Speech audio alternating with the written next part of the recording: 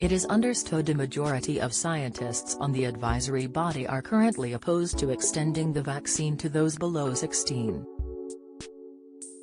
There are concerns over potential long-term consequences for younger age groups, at lower risk of severe illness from the virus.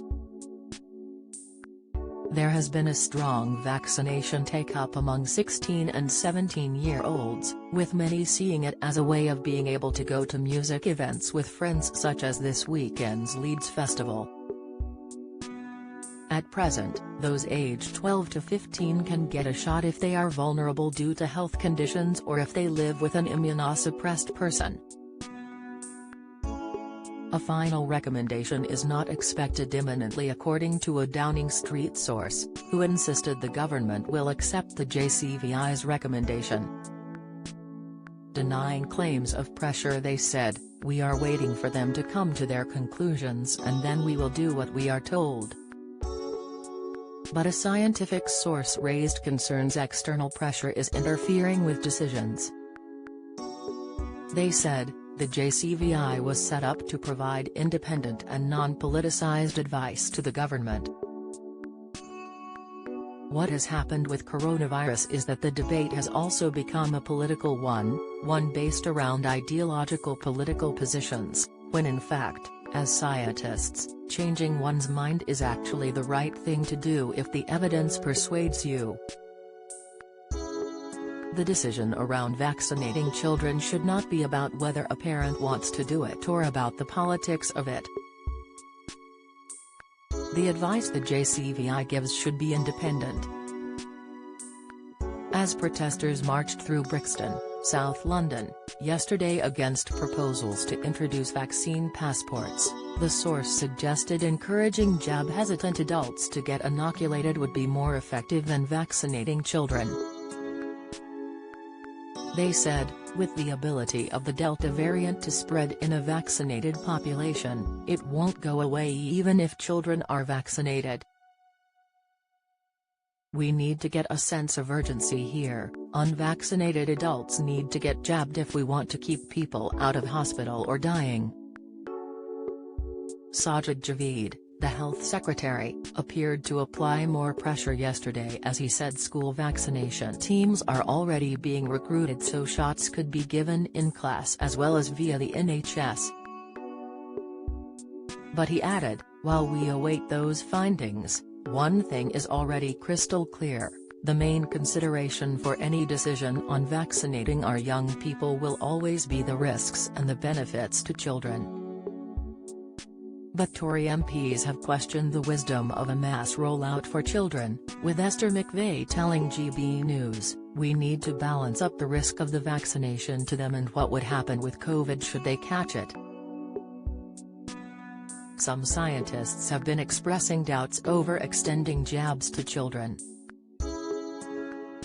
Former JCVI member Robert Dingwall, professor of sociology at Nottingham Trent University, said, "Just because you can do something it doesn't mean you should do it."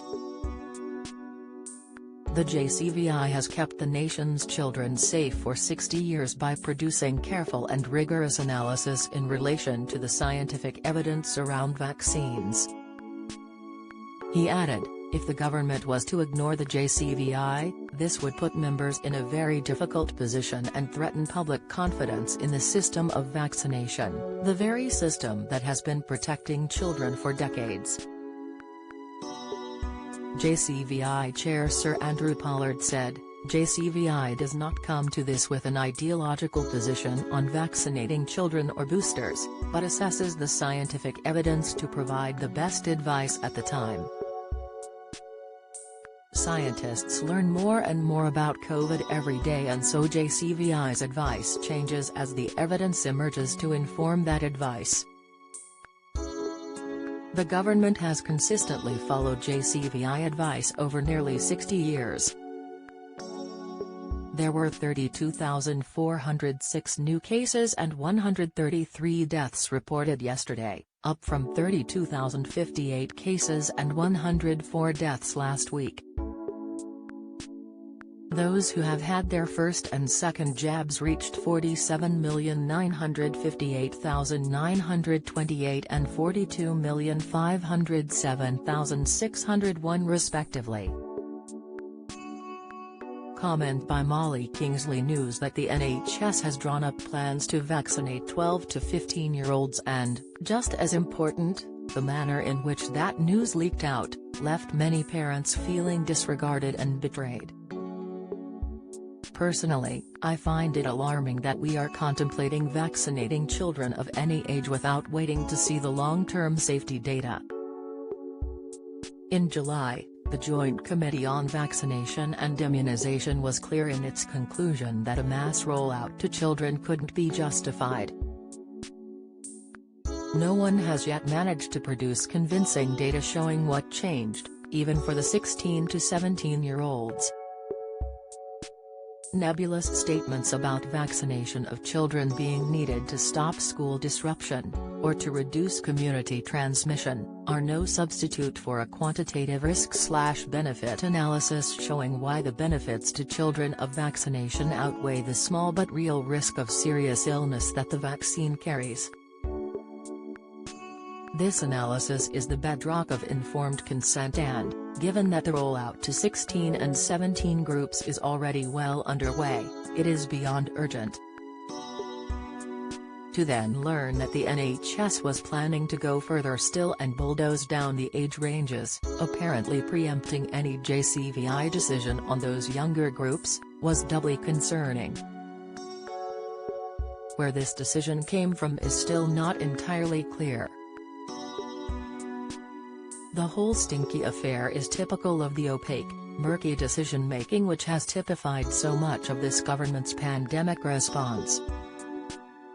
The final nail in the coffin came with the dynamite disclosure that the same leaked NHS plans encouraged parental consent to be bypassed.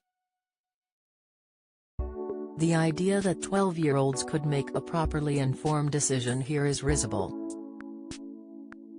Most adults couldn't, given the dearth of data. This government has not been shy of crossing lines in the sand when it comes to child welfare.